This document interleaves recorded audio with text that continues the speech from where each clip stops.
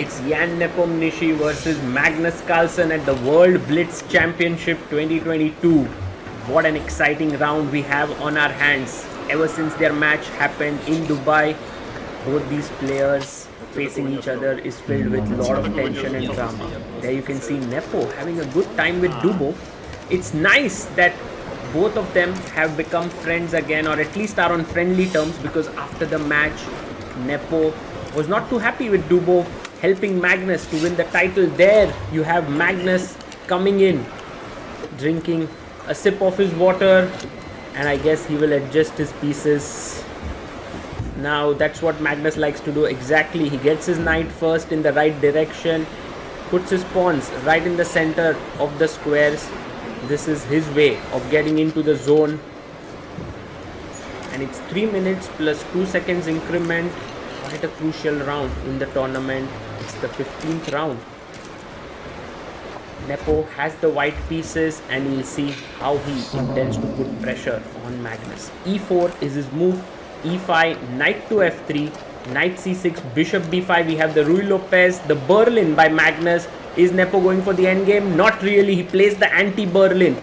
Bishop C5 takes on C6, DC6 for the slightly mangled pawn structure that black has. He has the bishop pair, and Nepo smiles there. Maybe there's something about it that evoked his memory. Now knight b3 attacks the bishop. The bishop moves back, protecting the e5 pawn. The pawn was not hanging previously, as you should know, because here if you take queen d4, loses the piece.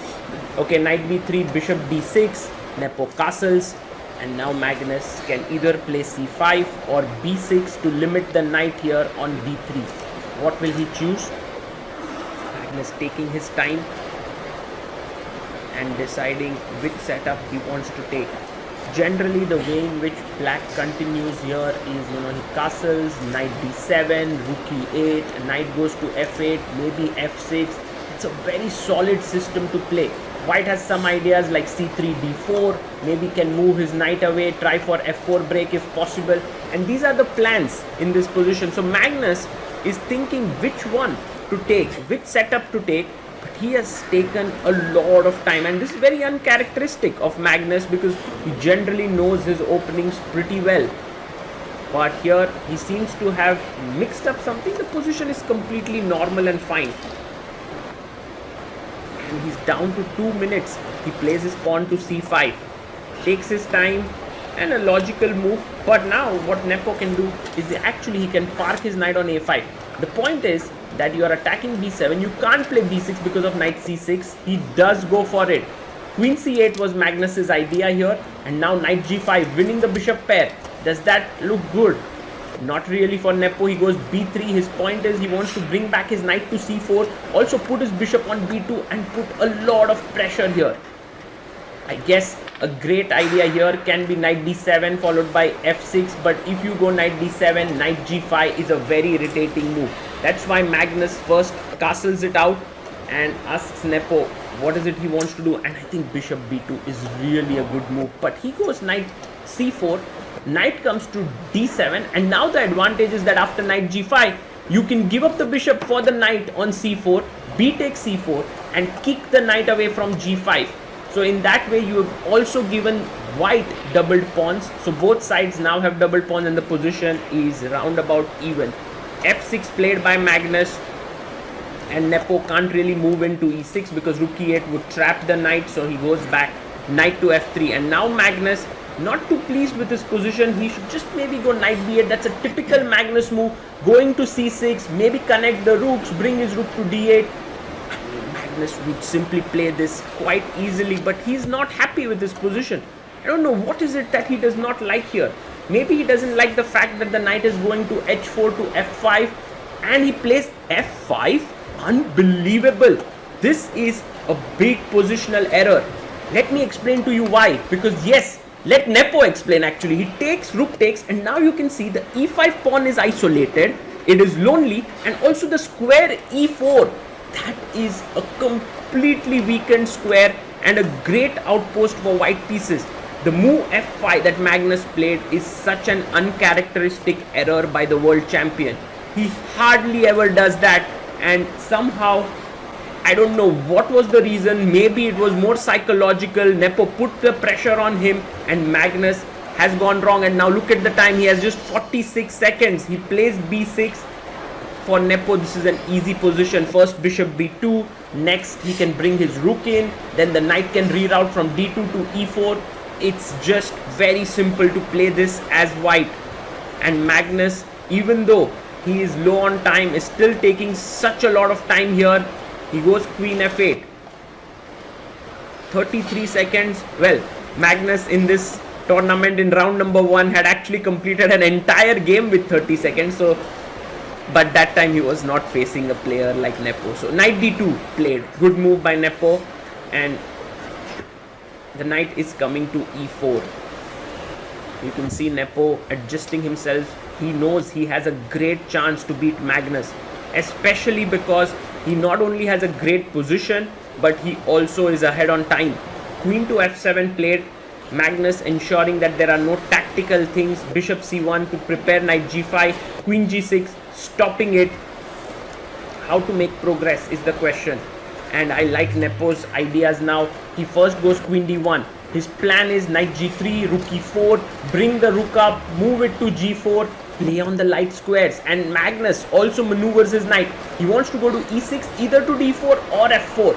That's how Magnus wants to play here, but with 20 seconds, it's not going to be easy. Knight g3, good move played by Nepo. The rook comes back, the rook moves up. Now, you want to put your other rook perhaps, but notice the f2 square is slightly weakened.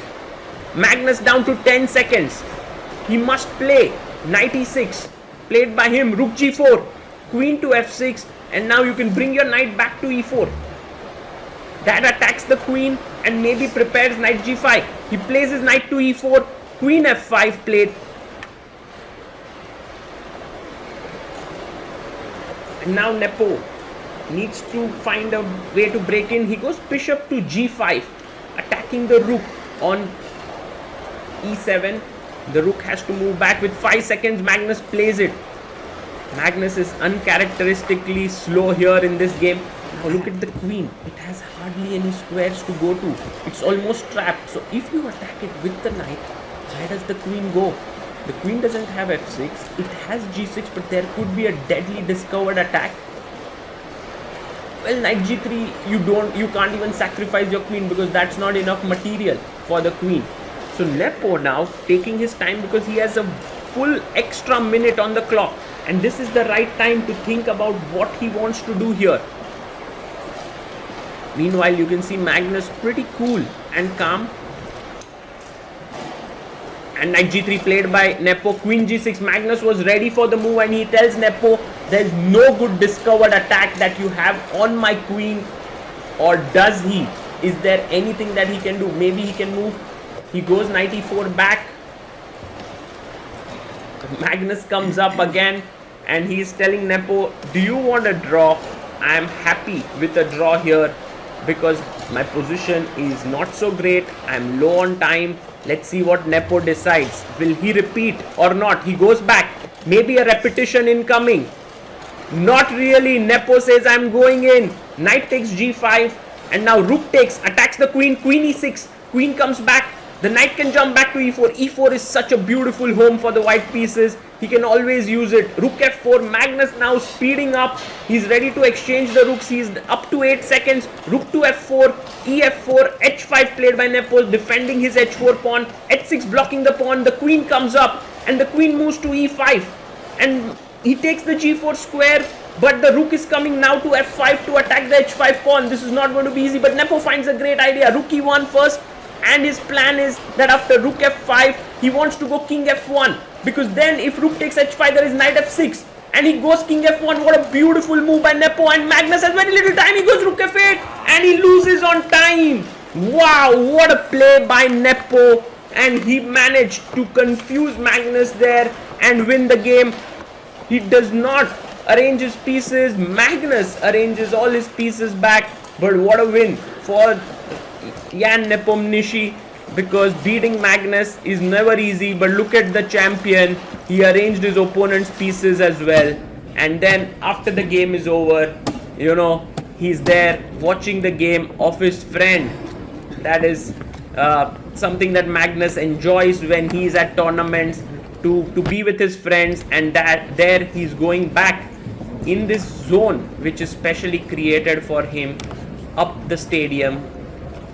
But this was a very, very difficult game for Magnus, losing to Nepo. Life is full of exciting events, but it is our first impressions that we remember best. Your first diploma, your first job in a big company, unforgettable emotions from the first date, the first expensive things you bought when you got your first paycheck, and your first investments with Freedom Broker. Freedom Broker. Look at your favorite brands from a new perspective.